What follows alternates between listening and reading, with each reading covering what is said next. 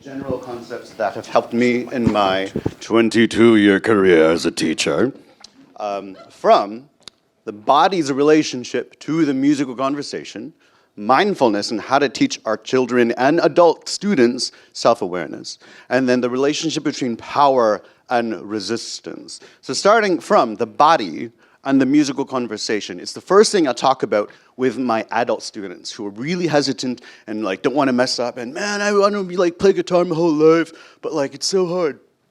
I remind them immediately that they have been part of experiencing the musical conversation, but they don't know how to be part of it, right? So the language is already in their heads, they just haven't taught their hands how to do the thing yet. And that's up to us to bring them to the other side of creating the musical experience. With my young ones, age 5, 6, whatever, they have no background of the music, but they have to at some point learn how to follow the beat. Now, we're all professionally trained artists and musicians, and I bet none of you remember that pivotal point where you learned how to follow a beat, right? But we know when it's wrong. All right, so our go-to move is, of course, clapping the hands at the piano, like 1, 2, 3, 4, and all that. Sometimes we have some head nodders. If any of us who've been through wind band, my favorite thing when I taught middle school band, you go on the stage, 60 kids all tapping their foot, like, oh my God. Okay, those are all great tools, but here's another one I picked up along the way in my teaching experiences, is using your breath. And there's a side note about using our breath. So when we use our breath to count our beats, it's internal. And also, there's no limbs involved. So if you train your students at any age, dance too, right? And you're counting 5, 6, 7, 8. Right? You internalize the breath. We don't see that. And also, it's so within ourselves that we can experience time without giving any visual cues to the audience that you have no idea where you are. Okay? So how we breathe starts with a diaphragm breath. This is a side note. You can look up on your own qigong breathing or diaphragm breathing. This is when we bypass the face and the chest and putting the air directly to our belly button without using our skeleton. That's important. Because I remember 5th grade band, right, you got 70 kids in the room. How do you get 70 kids to do the same thing? You exaggerate. Problem is, by the time they get to 8th grade, they think that's what deep breathing looks and feels like. Right? The problem there, you have conflict. You're not getting enough air in your throat. You're moving your skeleton. And if you're holding a saxophone, right, it's going to ruin your embouchure and all those things involved. So when you can control your breathing and teach this to your young ones and the older ones, even before playing the drum set, I do this with my drummers all the time. When you breathe into your solar plexus, it calms your nervous system, activates the parasympathetic nervous system, so it puts you in a state of relaxation before performance, right? Stage fright, we all faced it. Our students face it all the time. Teach them how to breathe properly into the middle of the bodies. And then when the air comes out, it first starts with the visual and audio cue.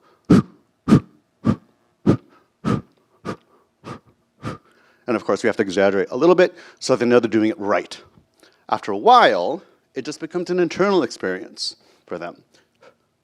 I still do this. When I was in drum corps line, drum line, boom, right? It has to start from within us. And at some point, not all students know how to do this, so it's our jobs to teach them how to do that. Once they have mastered how to follow the tempo, it is important for all of us, in dance and in music, to teach our bodies how to experience the musical phrase. Again, at one point, did any of us remember how to feel a 4-measure phrase? It just kind of happened, right?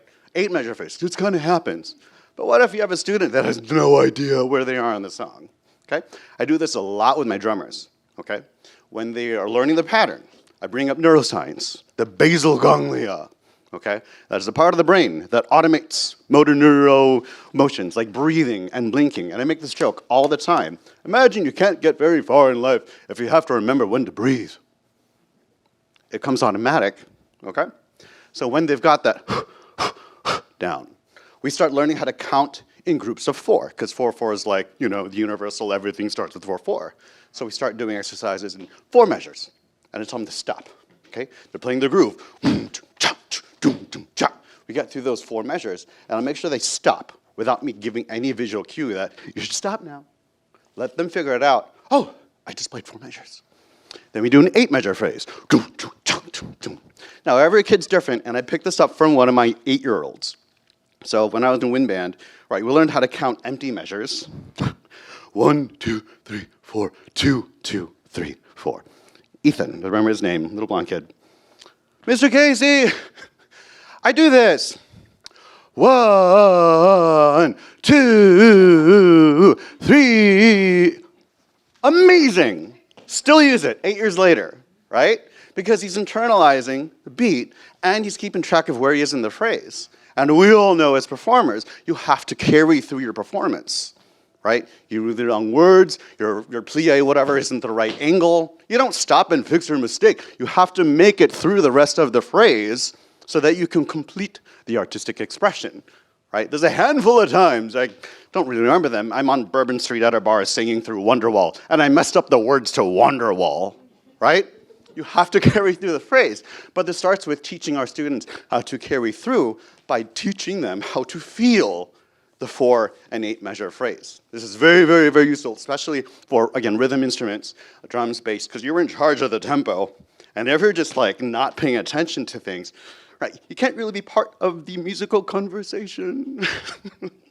So, second point, mindfulness. Okay, how we teach mindfulness in music or dance lessons, right? That's knowing what decisions we make in order to get better at the thing. There's 3 points that I've been using now. The first is the power of the word yet, okay? We all have students who complain, I can't play this, Mr. Casey, I don't know how to do. I always interrupt my kid. Yet. You can't play this yet. What's great and powerful about the word yet is that your brain hears this, and then you've opened up a whole other reality that you haven't seen yet, that is going to happen. Because we all do this. I'm not a morning person. I hate to work out. When your brain hears you say these limited sort of beliefs, then it believes it as true, and it'll fulfill that every time that you keep telling yourself, I'm not a morning person. Cool. Subconsciously, you're never going to be a morning person. Congratulations. Right? I teach this to like an 8-year-old, okay? One of my favorite students, well, you don't have favorite students, but I have a favorite student. She graduated last year. I taught her for 7 years. Became the principal clarinetist of the New Orleans Youth Symphony 3 years in a row, right? And she would just, I wouldn't have to interrupt her anymore. There'd be a part in the music, blah, blah, blah, blah, and she's like, oh, I can't play it yet. Yes, right? Because when you take on these kids in middle school, 7th, 8th grade, like their hormones and bodies are changing, they're so unsure of everything, and I can't do this. I have a middle schooler now, in the year that I've had him since last June, he knows the power of yet. I will not let him say don't. We always say, I can't do this yet. Okay? Now, when we as teachers tell our kids, go home and practice. Oh, you didn't practice enough. How many of us are actually teaching our students how to practice? Because we all know the old saying, practice makes perfect. That is wrong. Practice makes permanent. Again, around my kids as young as 6, as old as 60. The brain does not learn through downloading. The brain learns through repetition. And if you are doing something incorrectly over and over and over, it is now permanent. So being mindful of how we practice, I use a metaphor of the bucket. The practice bucket. I don't know who I stole this from. You can steal it from me. Every time we practice something, we have to mindfully look for, how am I going to make this better? And when we fill our bucket with, figurative marbles, sand, whatever, Legos, there are holes in the bucket. That means if you want a lot of stuff in the bucket, you have to keep filling it.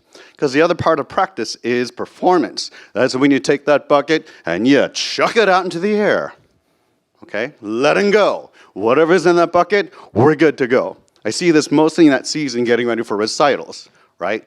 Like they know the song, but they didn't quite fill the bucket. And I'll literally say, the ones who've been with me for a while, did you fill the bucket this week? No. And I don't show anger. I don't show disappointment. It's like, well, you should have filled the bucket this time. Because the witness themselves, oh, I didn't do the work. Mindfulness, accountability, right? If you don't do the thing, then you're not going to be prepared for the performance. It's all about filling the bucket. So that's the other part of practice, is performance. How are we guiding our students through the mental part of getting through, it's not just stage fright, but the execution of the things that we are teaching our bodies, right? It's not just the instrument. Your body remembers how to do this. And whatever you put into the memory of learning something, your body remembers everything. Not just the motor motion of your hands, but your attitude towards it. I remember being in music school, and there's this one part that's like, all like six tuplets at like, whatever, 90 beats per minute. I hated that piece. Hate the Tuazon-Zonada. But like, because I assigned so much bad emotion to those two measures, every time I got there, I'd feel it.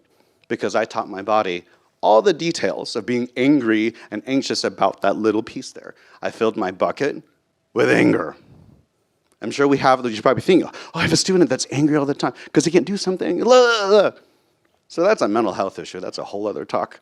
But know that it is up to us to be sensitive to knowing and watching our students. Where are they fighting? Where are they not knowing how to fill the bucket, again, with positive emotions and the right motions?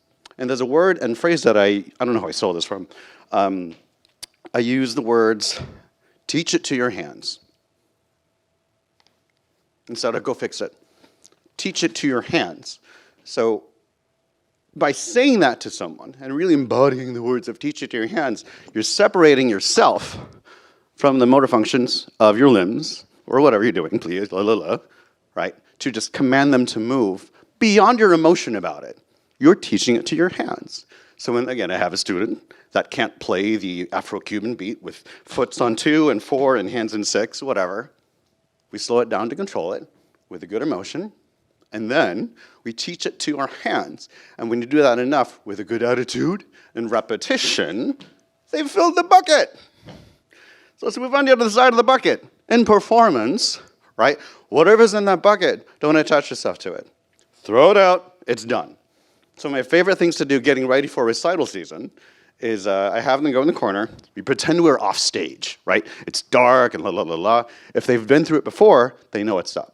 If they've never been through it before, we're at least teaching their bodies to go through that like, oh, I'm getting ready for performance. Again, this is a whole central nervous system reset thing. Have them do the diaphragm breath. Put your air in your belly. And then we literally shake it out. Spin around.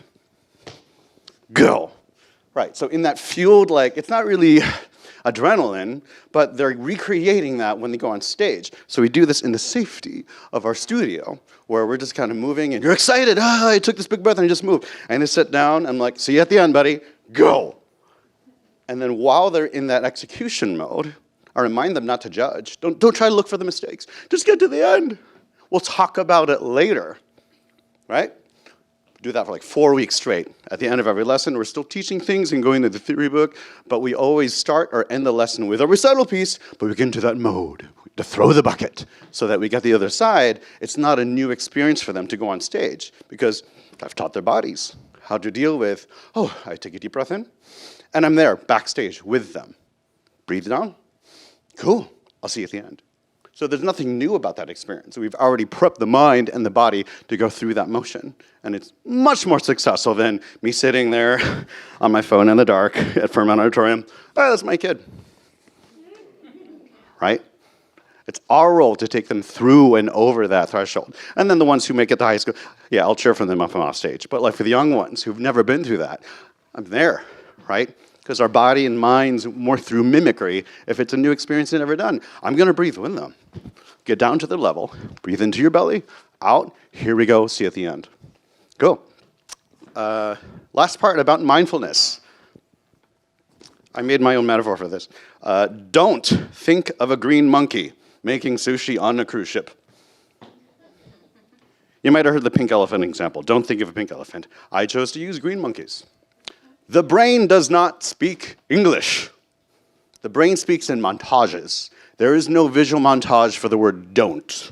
There is a visual montage for green monkeys making sushi on a cruise ship, right? It's there, I gotcha. All right, so when we are in an interactive situation with our students, the kind of language that we use is very important, because if we use negatives, those negatives are gonna roll right past them, and they're gonna do the thing that you don't want them to do.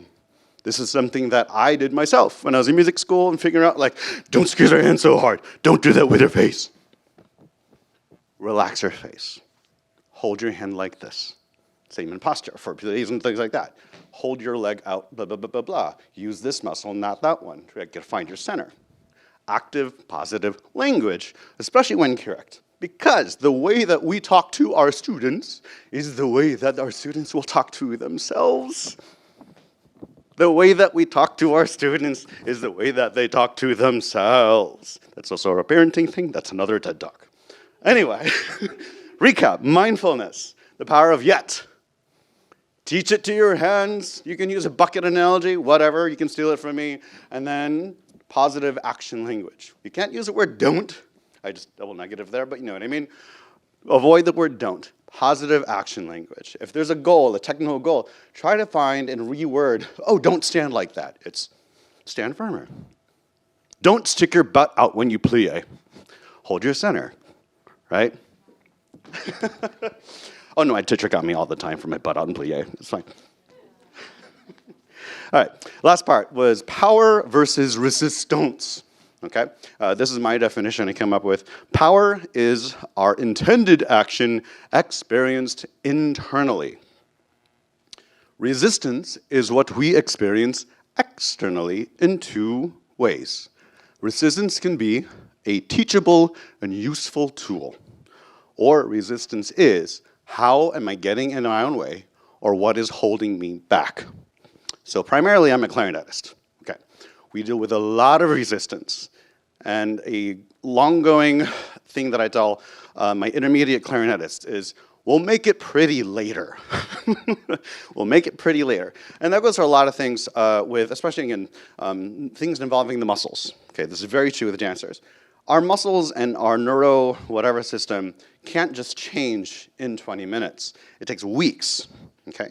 So we have to encourage our students to know that, like, well, that's where it is today, right? They say that in yoga. That's where it is today, and have the patience to let them figure that out and come to a place of peace that there's something they can't do yet because their body hasn't learned how to do it. I mean, physiologically, right? We need new neurons to make connections to how to do the thing, as well as the muscle fibers to learn how to do the thing. And that will not happen immediately. It happens over conditioning or as a series of weeks.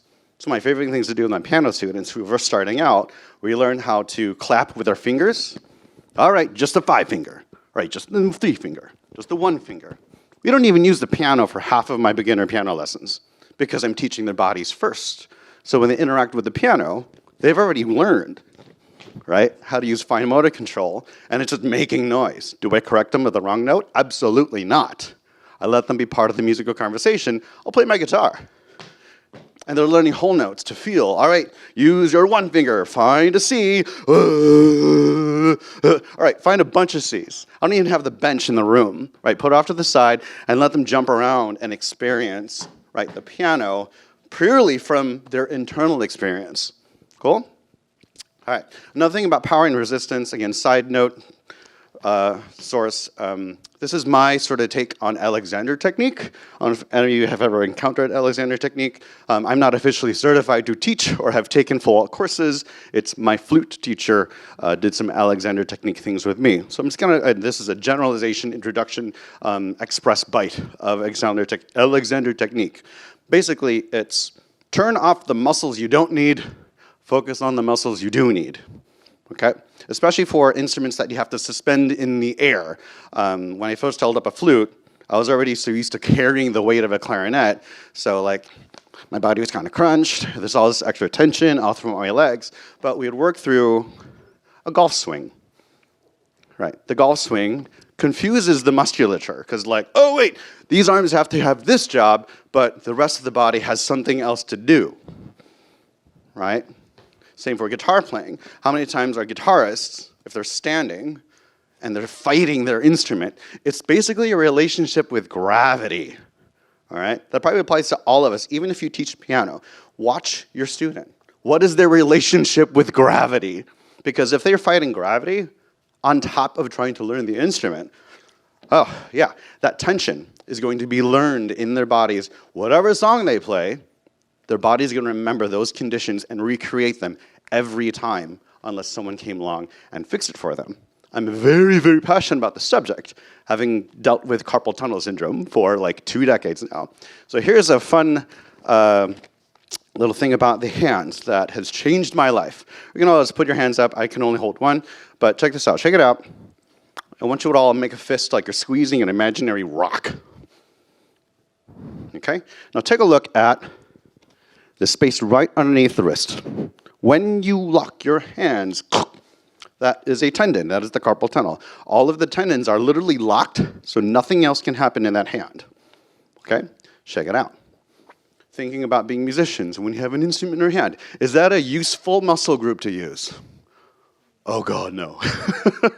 Right? There's no mobility. There's no finesse in holding something. So in my lessons, I call that your primal muscle, right? Your grabby-grabby. I don't have scientific words. I'm sure I could have looked it up, but whatever. Grabby-grabby. The opposite of that, and the more finesse can be found in the other group of muscle groups. I think I did look it up. I didn't write it down. So take the same hands. I do this with my students so they experience learning how to move their fingers in a fine way. Imagine that pinky. It's going to aim for the base of your thumb, and we roll it like this.